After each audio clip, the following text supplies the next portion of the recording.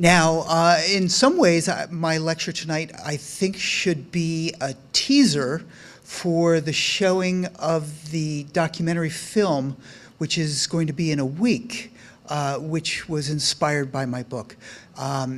Authors often complain that films that arise from their books are travesties or disasters. It's just the opposite. It's absolutely wonderful. And I'll have some snippets from the documentary here, but I highly recommend that you come out and view the documentary. It's a full-length, feature-length documentary. It's won multiple awards at film festivals. And eventually their ambition is to get it broadcast nationally and then distributed. But in the meanwhile, it's only showings like this where you have the opportunity to see it. So I do recommend that. Now, Betty Ann mentioned that I have my new book. I actually am, I'm 25 years ahead in my brain, mostly from this book.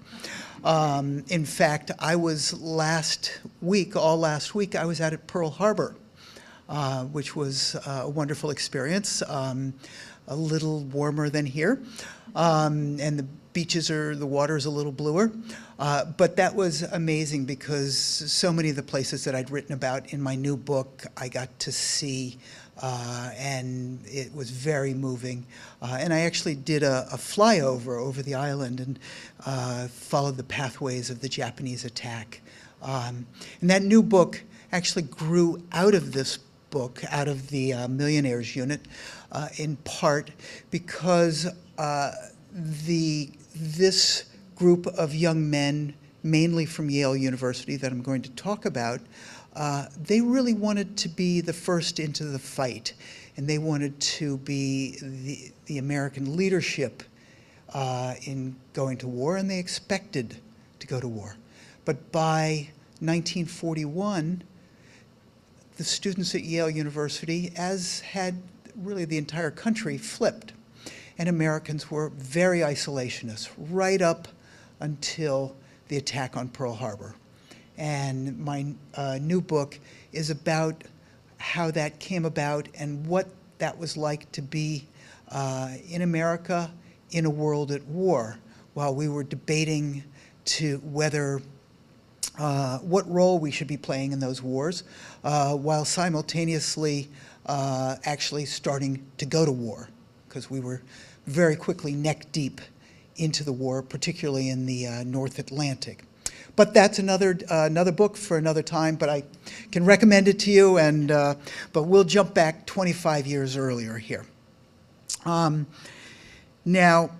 102 years ago, this past June 28th, a spark was lit that started the First World War when the Archduke Franz Ferdinand was assassinated. At that time, the world was first scrambling to figure out what that meant, and then they didn't really have the ways to sublimate those passions that were unfolding like we do now. There wasn't World Cup soccer, and royal ego and imperial ambition and national hubris led, as a recent history titled it, Europe to sleepwalk into the most consequential war in history. It was more violent in terms of warred over territory than any war ever, except for perhaps our own Civil War. Nonetheless, if you ask most Americans about World War I, they'll say, well, there was a World War II, so I guess there must have been a World War I, but they won't be able to tell you much of anything about it. But in fact, I suspect you know this, but World War I was the most consequential war in history. Essentially, a century later, we are still living in the world shaped by that war. There was the collapse of centuries-long royal lines and national empires brought about by that war. The rise of communism in Russia that created the Soviet Union and also that led to fascism in Italy and Germany, and the eventual causes of the Second World War and the Holocaust. And there was, of course, also the creation, coming out of that war, of the national lines that were set up more or less arbitrarily in the Middle East, essentially roping together tribes that had been in conflicts for centuries and trying to create nations out of them. And we are still caught up in the consequences of that in places like Iraq and Syria. And of course, also, World War I brought about the rise of the United States as a global industrial power, not yet a military superpower, but the globe's leader in industrial capacity. All that has its roots in the Great War. But most of what we think about the Great War is the appalling violence. The statistics can be simply mesmerizing. More than half of the 70 million people, or men, who served suffered casualties of one form or another. More than 10 million military personnel died, and so did another 7 million civilians. And that doesn't even take into consideration the Spanish flu, which was set off in part by the war, killing tens of millions around the globe. If you take it hour by hour, 230 soldiers, sailors, and airmen died every hour of the war. Now, by no means all, but a great deal of that carnage occurred along the ragged line of 12,000 miles of trenches that were dug through 440 miles of territory from the northern and eastern borders of France to Switzerland, along what was called the Western Front, which by November of 1914 was where the two opposing armies had stalled and then engaged in what became largely a war of attrition for the next 4 years, a war that ultimately bled the great nations of Europe dry. And let's go here to, so in perhaps the most infamous instance of carnage, this past July 1st marked the centennial of the first day of the Battle of the Somme. That day, the British attacked after a phenomenal artillery bombardment that they thought was going to clear out the German trenches across the way. The British marched out, kicking soccer balls in front of them, and they lost in one day 54,470 soldiers, including almost 20,000 killed, and nearly all of them within minutes of the whistle calling them out of their trenches. Now, when we think about that level of catastrophic violence, catastrophe, consequence, I mean, it's a little wonder that in 2014, while Americans by and large ignored the fact that that World War I had taken place, that the BBC produced 1,200 hours of new programming just for that year about the Great War. Now, August 1914, the US basically said, this is a European war, and we're going to stay out of it. President Woodrow Wilson urged his countrymen to be neutral in fact as well as in name during these days that try men's souls. Hardly anyone in this country disagreed. Voters returned him to office in 1916 on the slogan, "He kept us out of war." Wilson was an idealist. He believed that if you didn't prepare for war, you would not get drawn into war, and Americans would remain safe. So with that backdrop, let's fast forward to the 1990s. I was at that time an editor at the Yale Alumni Magazine. As Betty Ann said, I did not go to Yale, but ended up in New Haven, ended up at the Yale Alumni Magazine. And I did an article about the Yale Flying Club, the current Yale Flying Club that flies out of Tweed New Haven Airport, which incidentally was founded in the 1960s by another pioneering aviator, a man named Frederick Smith. Anybody know who he is, what he's famous for? He's the founder, CEO of FedEx. Yeah. So when I went flying with the Yale Flying Club, they told me about this predecessor group of predecessor aviation club, the 1916 Yale Aero Club, AERO. And I knew a fair amount about military history. I knew a fair amount about American history, but I had never heard about them. And this campus flying club became the beginnings of the Navy Air Reserve. And when the US did go to war, they became the nucleus of the Navy's air service. Out of the 30 original members, 29 became, or I should say 28, were all among the first naval aviators, first 100 naval aviators to get their wings of gold.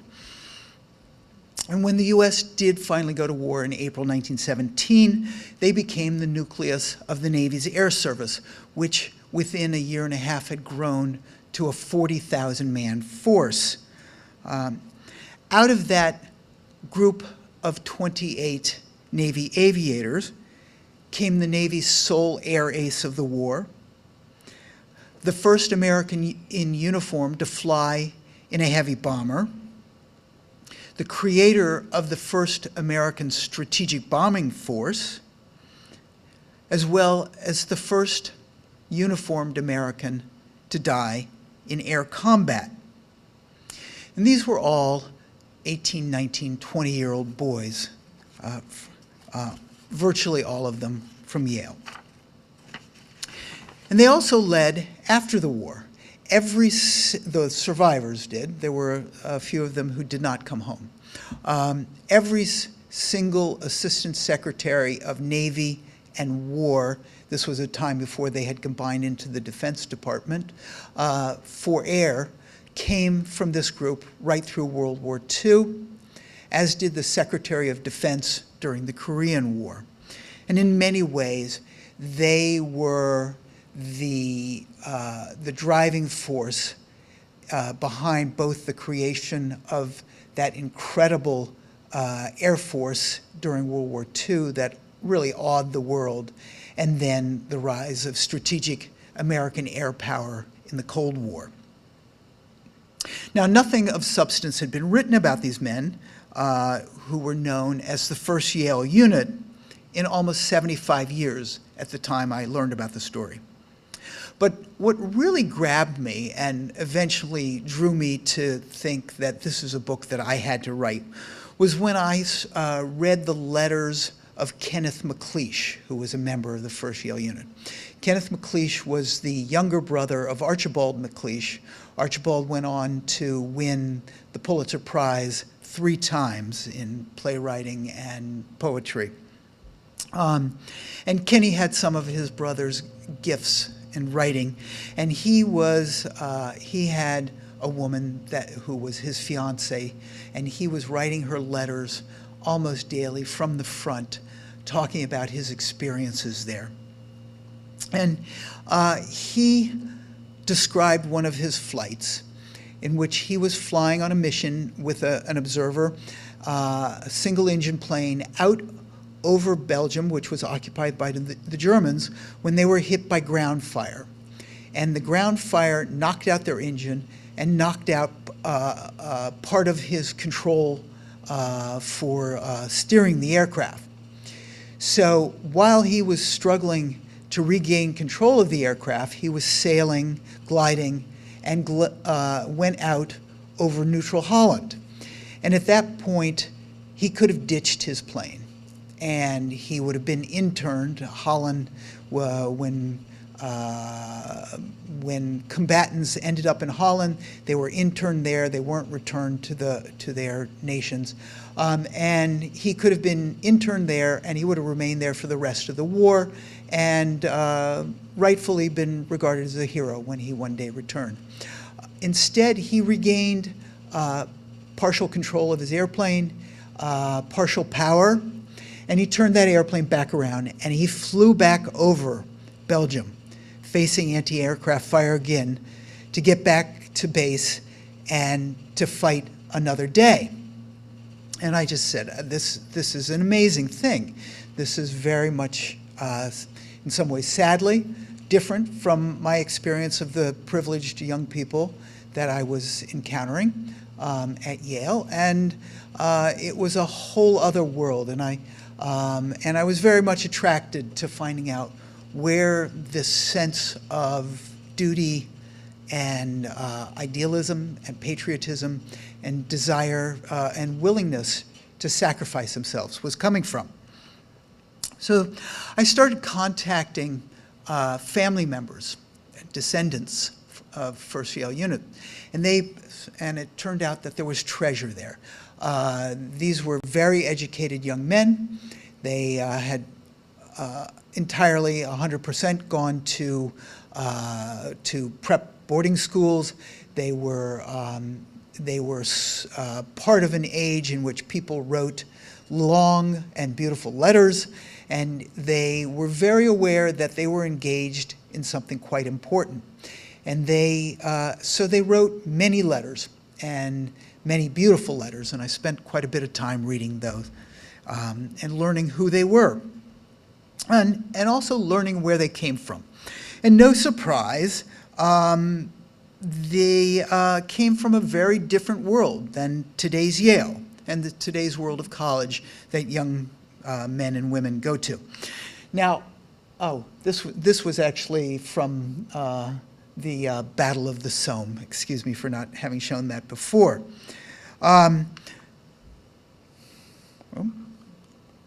Okay, there we are.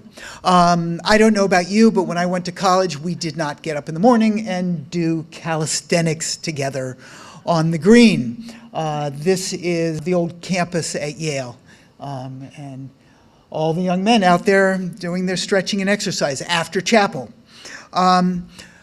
Yale at the time was a very, very different place. It was almost all Protestant, almost all, it was all white. And by and large, it was children of the well-to-do, privileged classes who had, in many cases, gone to boarding schools together. You know, you went to Taft, you went to Hotchkiss, you went to St. Paul's, and they determined you had to take an exam, but basically, by going to those schools, you were basically marked out as somebody who was going to go to Yale. And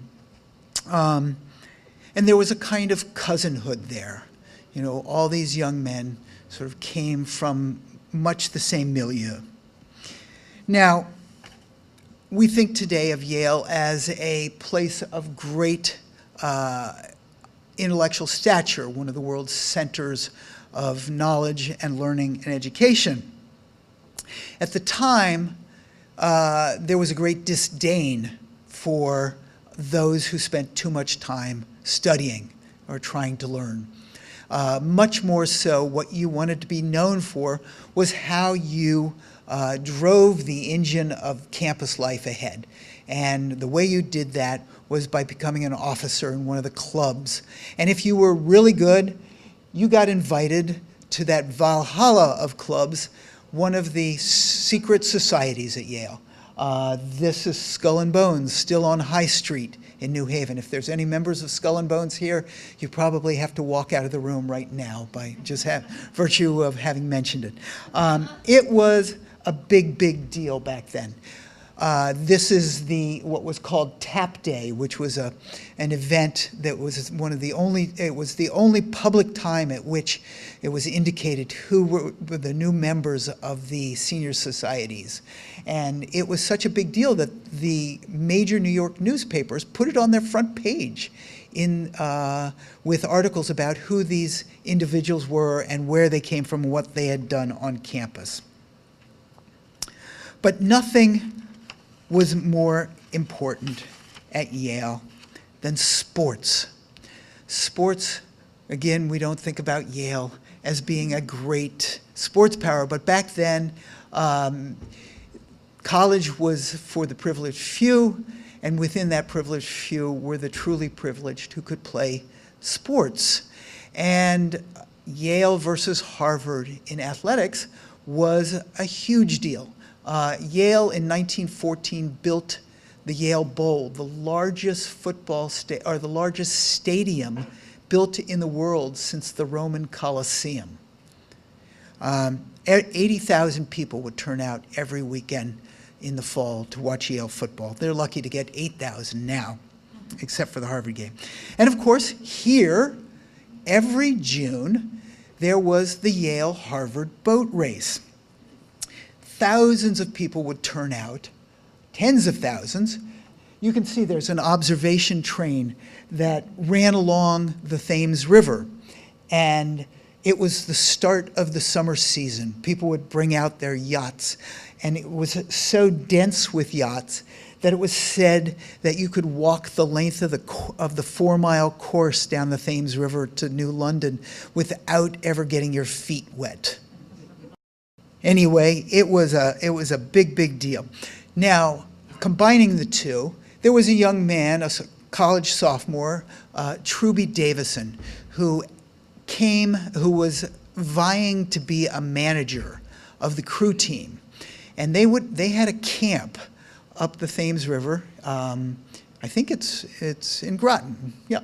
It's still there, but they would come out for 2 weeks of preparation. And during that 2 weeks, he talked to other members of the crew team about what he had done the previous summer. You know, he hadn't interned for his father's bank. His father was the managing partner for J.P. Morgan. He had gone to Europe and to Paris, where he had driven ambulances, bringing the wounded back from the Western Front. He knew what the war was like. He knew what the results were. And he believed that the U.S. was sooner or later going to get into that war, and if it did, that the place that he wanted to be was in the air. He wanted to fly. But at that time, well, let me just say, flying at that time was an enormously dangerous business. They flew primarily in bi-winged aircraft made out of canvas and wood with guy wires, piano wire holding it together. Often they were underpowered, they stalled easily, and yet they could rise up to about 20,000 feet. They went up there without oxygen, they went up there without parachutes, and often they went up there without any way of heating their body. And once you're above 12 to 15,000 feet, it gets really, really, really cold. And meanwhile, while you're hypoxic and freezing, you're getting shot at. So this was a dangerous place to be. And the Aviators had an average lifespan of about 2 weeks at the front. But in fact, those who were going to die very often died very quickly, often without even realizing that they were under fire. And eventually they learned how to fight and then to survive.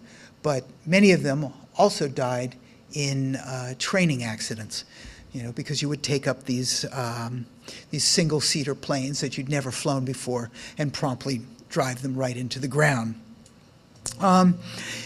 Aviation had developed in many ways up to the level of what we would eventually see in World War II.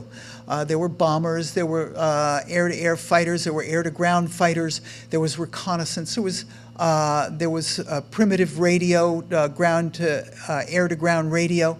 Almost everything except radar was already in existence.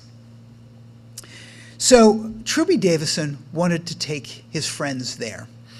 So what he did was to convince 11 of them that they should go to his family's, and this is just to indicate, this is a German aircraft flying over the front. You can see the kinds of heights that they were reaching there. But Truebe convinced his friends to come spend the summer at his family's place on the north shore of Long Island. This was Great Gatsby land. The family had a 45-room mansion on 60 waterfront acres with 50 servants at their beck and call.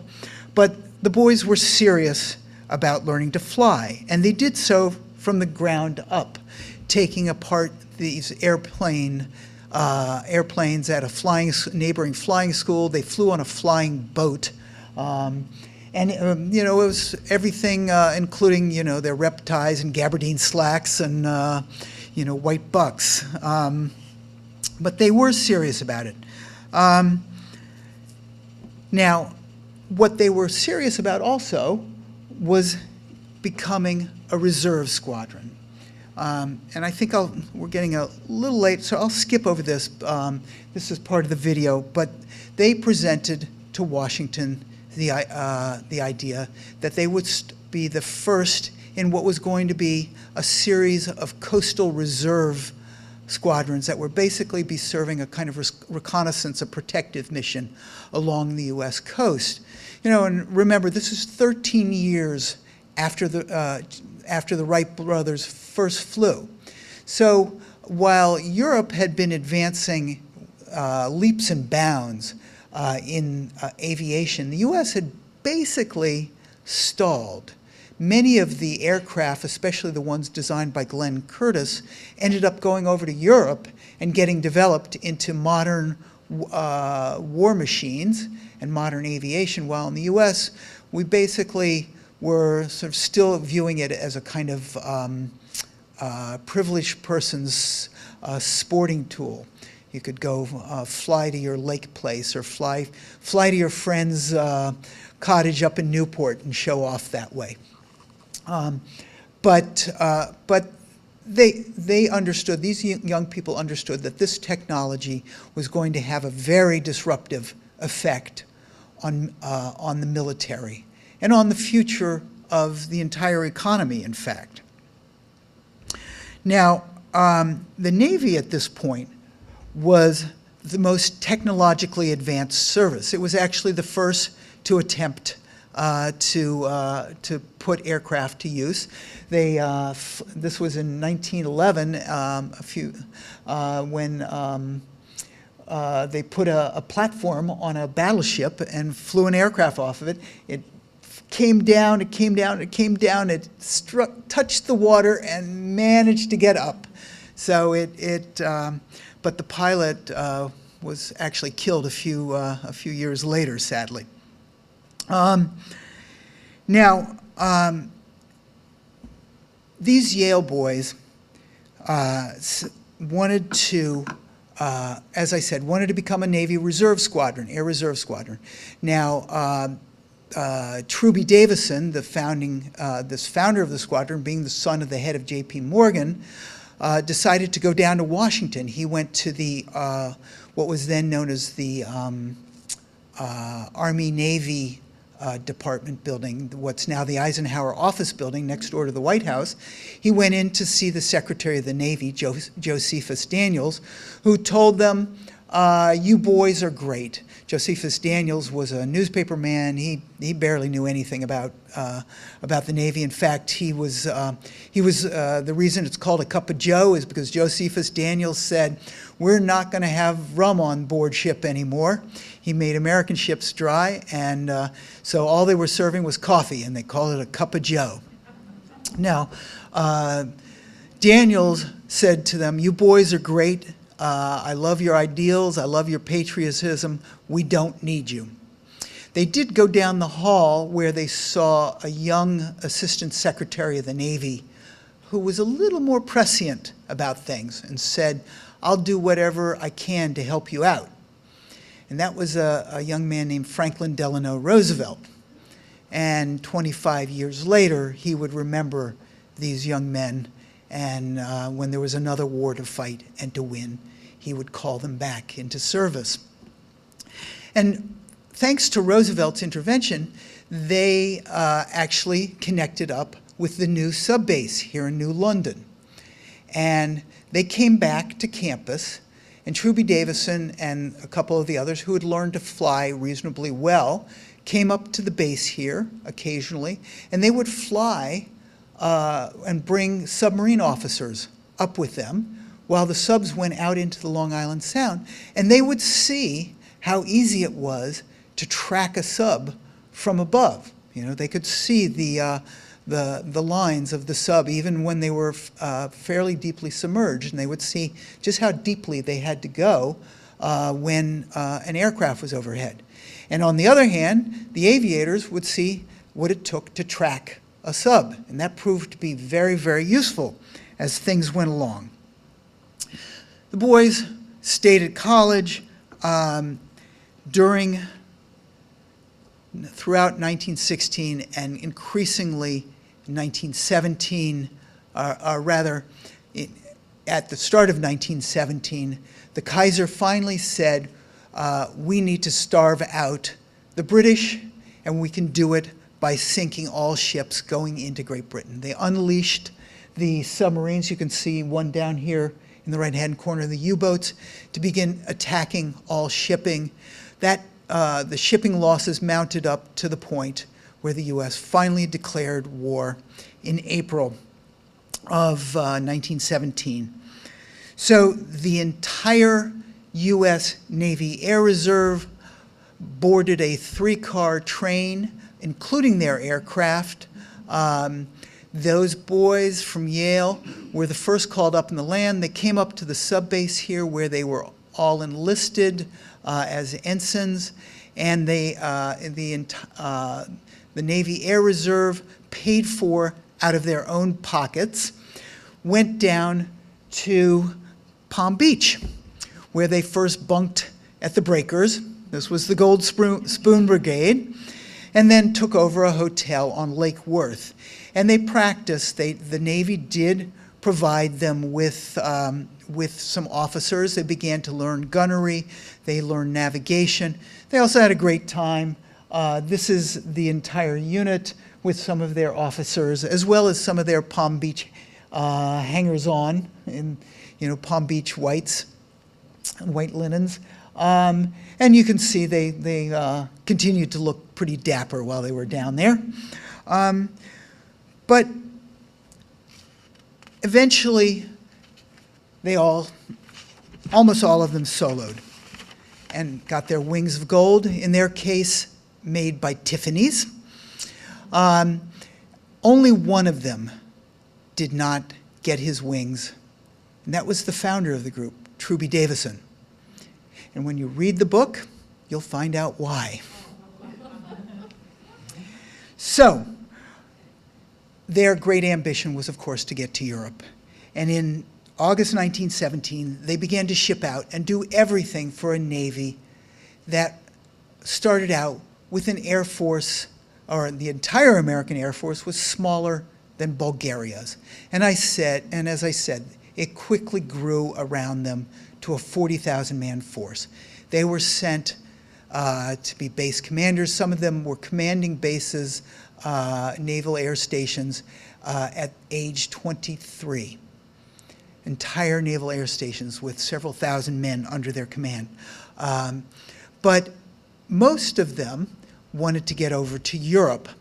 And when they got over to Europe, the first thing they did, they were actually the first Americans, the ones from the unit who got over, they were the first Americans to reach France and the war zone. And their first duties of the first ones who got over was to fly submarine patrols, primarily over the English Channel and the North Sea. They would go out looking for the subs to protect the convoys, the transports going across the channel. It could be dangerous, dangerous work. Voorhees and Sturdivant were each supposed to fly 3 times a week, but in February, the rain and wind of the cold North Sea kept the pilots at bay. Albert Sturdivant missed several patrols because of bad weather. He insisted to John Voorhees that Voorhees allow him to take his place on patrol. And when this particular flight came up, apparently Al turned to Voorhees and said, "How about switching places with me? You know, you got the chance to go, but I haven't had as many chances because it's been such bad weather." Sturdivant went out on that patrol. They came under attack by a squadron of German fighter planes. His plane was shot down. Appeared to survive on the water, but later on, when the Germans came back to look for them, they were gone. Albert Sturdivant became the first U.S. naval aviator killed in combat.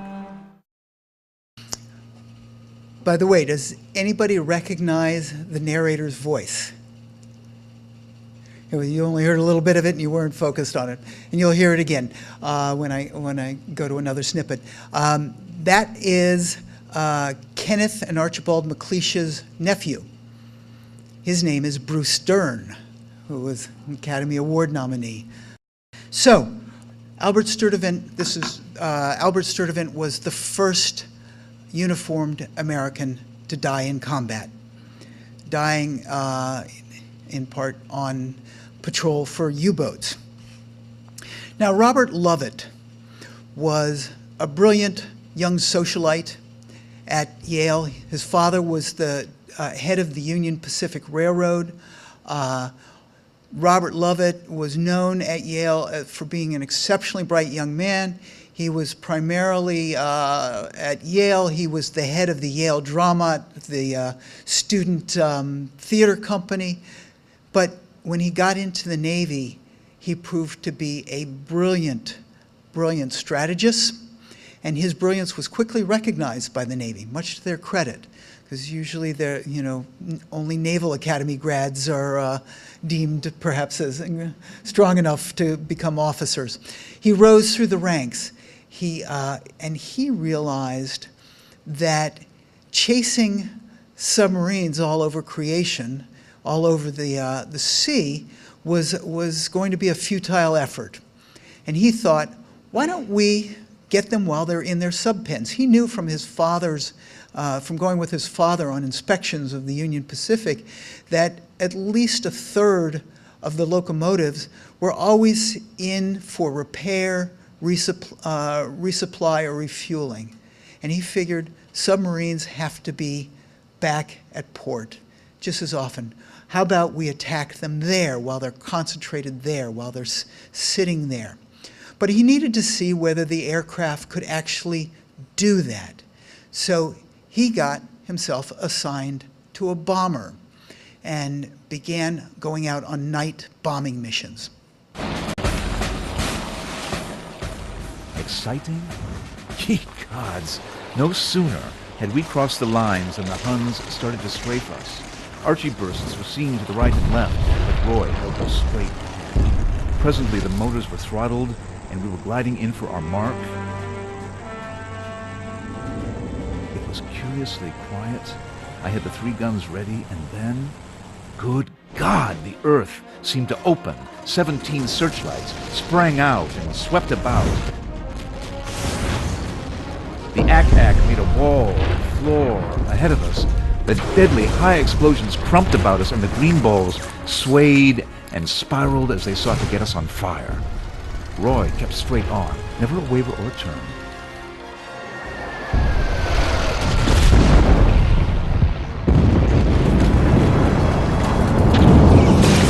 sudden crash and I thought we were hit, but we kept on straight into the intense wall of bursting shells ahead and below us. Suddenly, one light got us, and the whole 17 hit us with a slap. We felt like little kids caught stealing jam. Then I got the guns going. The tracers darted down the beams toward the gun crews, and 2 lights went out. The tip of the gun got red, and the glow crept up the barrel. And we were hit time and again.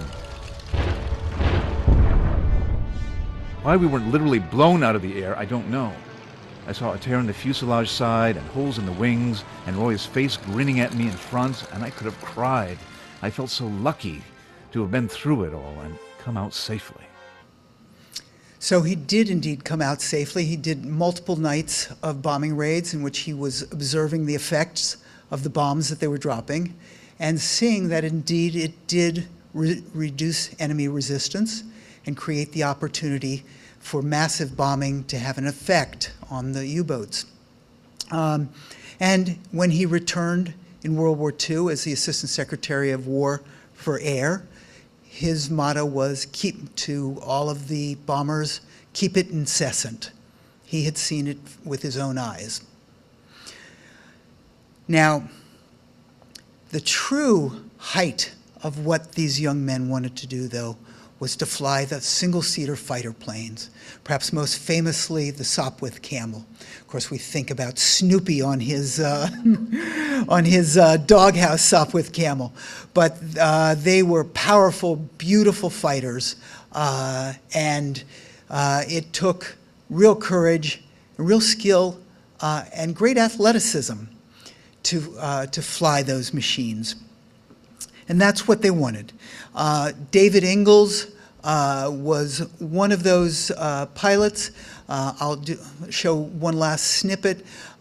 Engels was, anybody who knows the Yale hockey rink, it's named for David Engels. He became the Navy's only air ace of the war. And he was, at Yale, he was a hard-hitting hockey player. He was a little wild and crazy. I have quite a bit about his fighter experience in my book. I don't have time to read any of it tonight, but it's quite amazing that he survived any of this. And you read about what he did later on in life, including things like flying upside down over the Cleveland Browns stadium. He was known for his antics for decades. What they did, he and Kenneth MacLeish were sent to a special flying school in Turnberry, Scotland, where they learned to fly the single-seater fighters. And at this point, the flying instruction had improved greatly, so you were much less likely to be killed during training, but it was still pretty dangerous business. So, oh, and I should mention, these scenes are shot in New Zealand using the equipment that belongs to Sir Peter Jackson. Peter Jackson has, Sir Peter, I guess I should say, is a World War I aficionado, obsessive, and he has an entire factory whose sole purpose is either to rehabilitate and get flying again or to replicate down to the spark plug with his own insignia on it, World War I aircraft. And he's built many of them, and these are, in this video, these are his aircraft. But their enthusiasm reached delirious heights after they were introduced to the Sopwith Camel.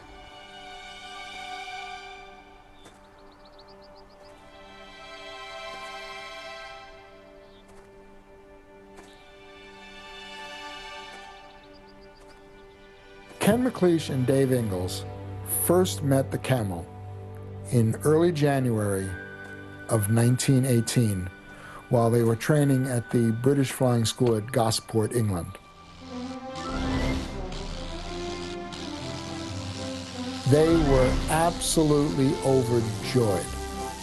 Whether dangerous or not, they loved this thing.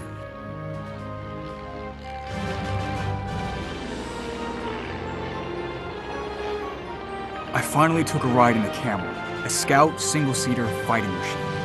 It's so touchy it just seems to jump if you shiver, and goes into a spin every time you take a turn unless you do it perfectly.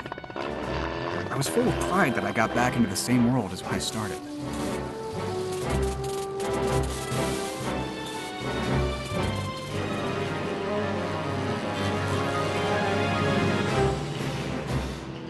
It is a very aggressive airplane, a huge amount of power.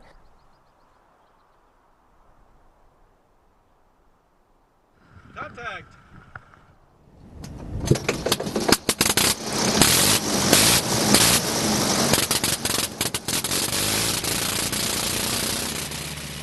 The difficulty was the engine. The whole engine spins with the propeller.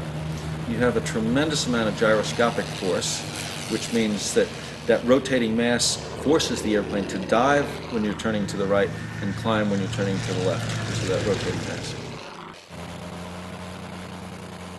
They wrote home to their parents describing the antics they engaged in these aircraft, fighting each other in mock battles. They also carried out an activity they called bush bouncing, which was to take your airplane down to about 25 or 50 feet off the ground, race at full speed, approach a house, a tree, a herd of cows, a farmer, and then jump up in the air over him and then come right back down to earth. They absolutely were in love with this machine. Now, what I'm going to do is conclude here with, I was going to talk, it's getting too late, I was going to talk about David Engels, who, and some of his antics. He was a very lucky young man to return to base time after time with his often having destroyed enemy aircraft and his own aircraft. But he managed to get back. And what I'll do here is I'll end, if you'll indulge me, by reading a little bit from my book. Now, you'll remember that I started off in the process of writing the book and talking today about Kenneth MacLeish and his experience and what was going on with him. Kenneth MacLeish's best friend was a guy named Artemis Gates. Artemis Gates was a star football player at Yale. He was to have been the captain of the Yale football team in 1917, when, for the 1917 season when they went to war, and so he lost out on that opportunity. Di Gates, as he was known, was as famous in his way at the time as Tillman, is that the NFL player who was killed? Yeah. And what he was doing at war was followed closely by the media at the time. And he was shot down and disappeared.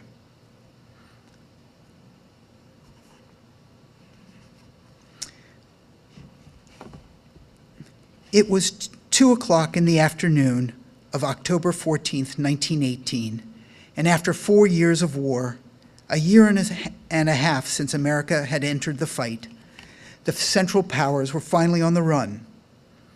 All hands had been thrown into the air to rain hell down on the Germans still holding their positions in Belgium and France, and turn their orderly retreat into a terrifying rout. Kenneth MacLeish could not wait to get back into the air. He came back with bloody vengeance in mind. A week and a half before, his closest and oldest friend, Di Gates, had been shot down while flying with a French squadron during a dogfight over enemy territory. No word had been heard of him since. MacLeish was distraught. Kenny and Di had gone to the same small boarding school in the Connecticut countryside, where the two homesick Midwesterners had bonded among the clubby Easterners. They'd continued on to Yale together, and Di had brought Kenny into the Yale Aero Club, the beginnings of his flying career. In the intervening months, MacLeish had seen so many men fall with that unforgettable crunch of an airplane striking the earth. Like all men at the front, Witnessing death had become a commonplace experience for him, but Di was different. He had been brought up with him. "He's one of the 2 men that I actually love," he wrote home.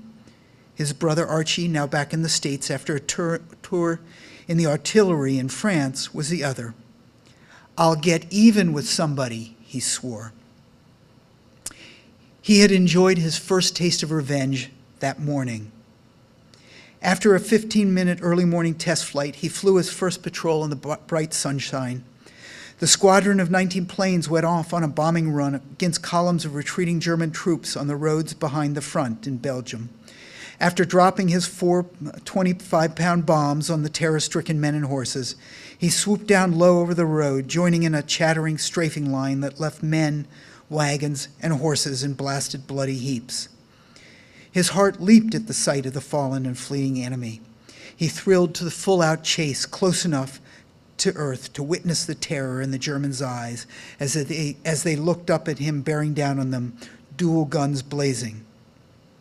Soaring back up several thousand feet, he spotted a squadron of German Fokker biplanes. His flight of 5 Camels pounced. The results for the Anglo-American squadron were bloody. In the ensuing dogfight, the Germans shot down 3 of the Allies. Before making their escape, though, MacLeish hit an enemy fighter.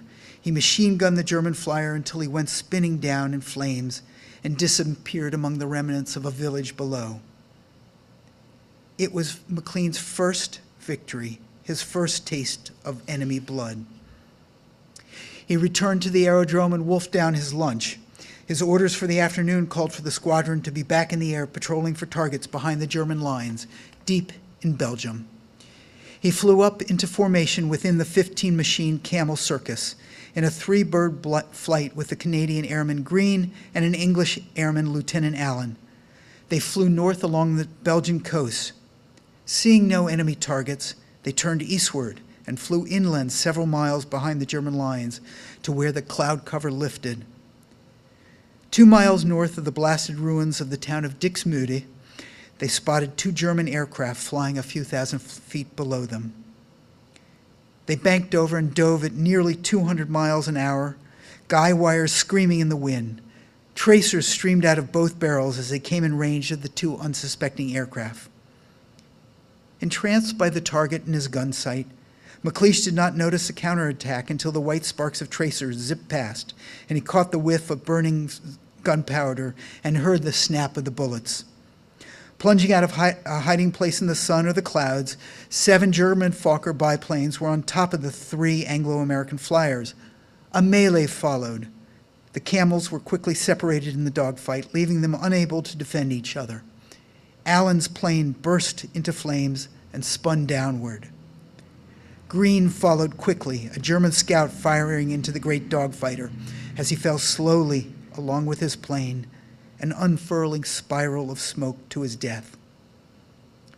MacLeish knew how to stunt his jumpy bird, up and down, snapping turns, desperate to dodge the German bullets and snake away from their less agile but faster machines. The hard-charging German fighters clung to his camel's tail and pressed their lethal intent home. Everywhere he looked, he could see enemy aircraft running in on him.